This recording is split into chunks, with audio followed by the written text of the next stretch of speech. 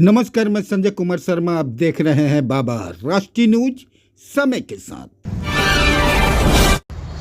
क्या आपने इतिहास की किताबों में इस क्रांतिकारी का नाम कभी पढ़ा होगा? जानते हैं क्यों?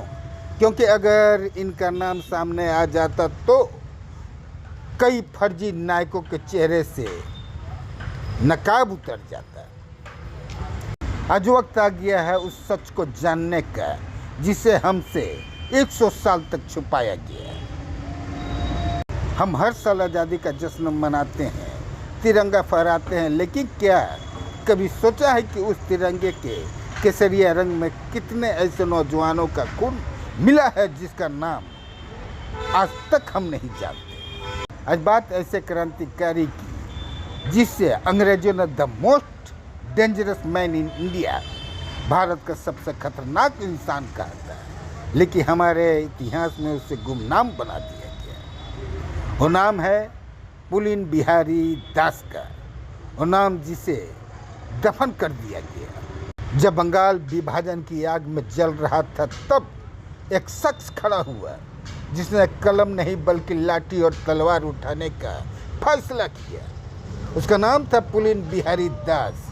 उन्होंने ढाका अनुशीलन समिति का नींव रखी।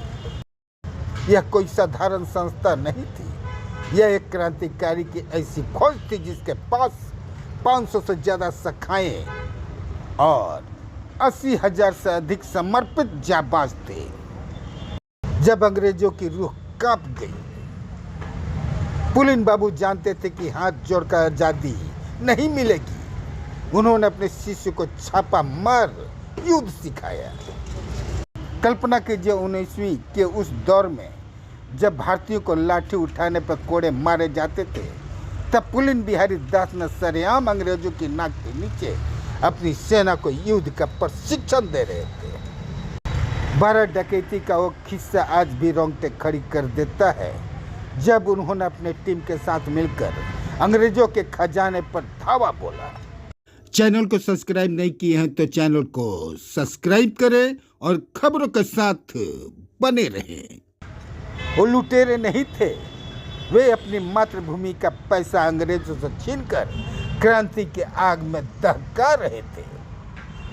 काला पानी को खौफनाक रहते जब ब्रिटिश सरकार उनसे इतना डर गई कि उससे ढाका षड्यंत्र में फंसाकर 7 जन्मों के बराबर दुख देने के लिए अंडमान की सेलुलर जेल में काला पानी के लिए भेज दिया गया।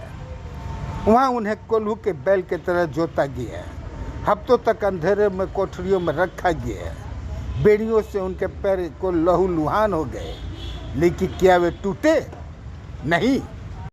उन्होंने वहाँ भी कैदियों के मन में आज़ादी की अलग जगह दी। जब वे जेल से बाहर आए तब भी चैन से नहीं बैठे। उन्होंने भारत सेवा संघ बनाया ताकि भारत के युवक भटके नहीं। आज सबसे बड़ा दर्द यह है कि जिस इंसान ने अपनी पूरी जवानी, अपनी सुख सुविधा और अपना शरीर देश के लिए गला दिया, आज उसकी एक प्रतिमा तक आपको नुक्कड़ गली नुक्कड़ में नहीं दिखेगी। हम उन लोगों का नाम रटते रह गए जिन्होंने सिर्फ समझौते कराए और उन असली शेर को भूल गए जिन्होंने सीने पे गोलियां खाई।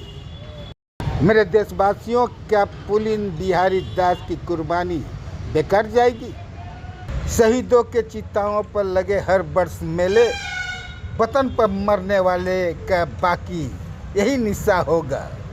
पर अफसोस, यहाँ तो निशा ही मिटा दिया गया। आइए हम गुमनाम के अंधेरों में खींचकर इस महान नायक को वो सम्मान दिलाएं जिसके वे हकदार थे। और भी ऐसी तरह तरह की न्यूज़ को देखने के लिए हमारे चैनल को लाइक करें, सब्सक्राइब करें और बेल आइकन जरूर क्लिक करें। इससे हमारे आने वाली न्यूज़ की नोटिफिकेशन आप लोगों को सबसे पहले मिले।